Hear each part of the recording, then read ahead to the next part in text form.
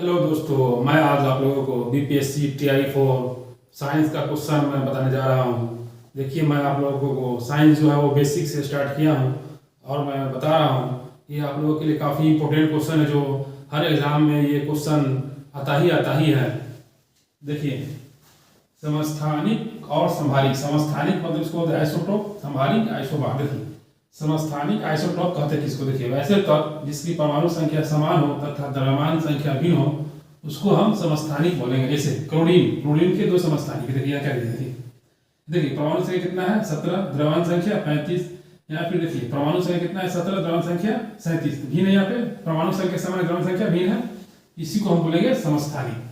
दूसरा है संभारिक, इसको बोलते हैं आइसोबार। देखिए, तो ऐसे तत्व जिसकी द्रव्यमान संख्या समान हो तथा परमाणु संख्या भिन्न हो उसको हम संभारिक कहते हैं। देखिए, संभारिक जो होता है वो समस्थानिक का उल्टा होता है।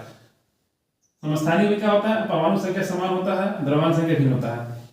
देखिए, अब संभारिक आइसोबार में क्या होता है? द्रव्यमान संख्या समान रहेगा और परमाणु संख्या भिन्न रहेगा। देखिए ये आर्गन दिया हुआ इसका, देखिए परमाणु संख्या 18, द्रव्यमान संख्या 40 तथा कैल्शियम दिया है परमाणु संख्या 19, द्रव्यमान संख्या 40 है। इसमें परमाणु संख्या, द्रव्यमान संख्या, इलेक्ट्रॉन, प्रोटॉन तथा न्यूट्रॉनों की हमको संख्या ज्ञात करना है। देखिए कैसे ज्ञात करेंगे। सबसे पहले हम आर्गन को लेते हैं। अब देखिए परमाणु संख्या कितना हो जाएगा? परमाणु संख्या आपका 18,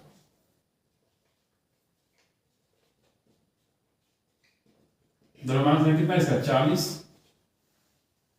अब देखिए इसमें निकालेंगे प्रोटॉन की संख्या।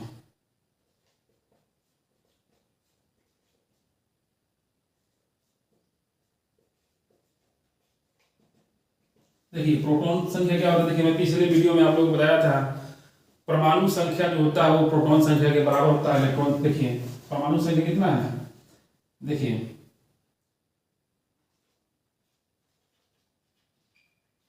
परमाणु संख्या किसी तत्व के परमाणु नाभिक में उपस्थित प्रोटॉनों की कुल संख्या को हम परमाणु संख्या कहते हैं। देखिए परमाणु संख्या प्रोटॉन और इलेक्ट्रॉन संख्या के बराबर होता है। परमाणु संख्या कितना है 18, तो प्रोटॉन की संख्या हो जाएगा 18।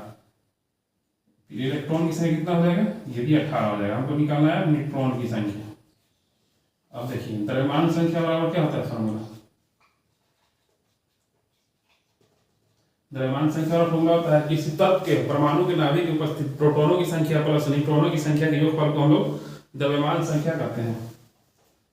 प्रोटॉन प्लस न्यूट्रॉन की संख्या के योगफल को हम, अब देखिए द्रव्यमान संख्या कितना दिया हुआ है 40, प्रोटॉन की संख्या कितना है 18, हमें निकालना है न्यूट्रॉन की संख्या। देखिए क्या आ जाएगी 40 माइनस 18 बराबर n। न्यूट्रॉन की संख्या कितना हो जाएगा 22। देखिए निकल गया। इस तरह से हम पोटेशियम का इसमें भी निकाल सकते हैं। पोटेशियम देखिए कितना, इसमें भी हमको परमाणु संख्या, द्रव्यमान संख्या, इलेक्ट्रॉन, देखिए परमाणु संख्या कितना हो जाएगा इसका? परमाणु संख्या जो नीचे वाला होता है वो परमाणु संख्या होता है। द्रव्यमान संख्या,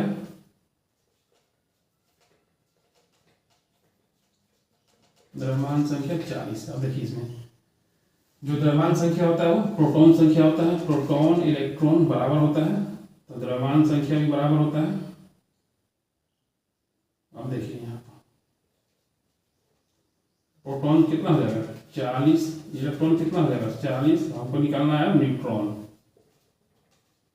न्यूट्रॉन क्या हो जाएगा? द्रव्यमान संख्या बराबर प्रोटॉन प्लस न्यूट्रॉन होता है। द्रव्यमान संख्या कितना है 40, प्रोटॉन 40, न्यूट्रॉन, इसमें न्यूट्रॉन कितना हो जाएगा 0 हो जाएगा।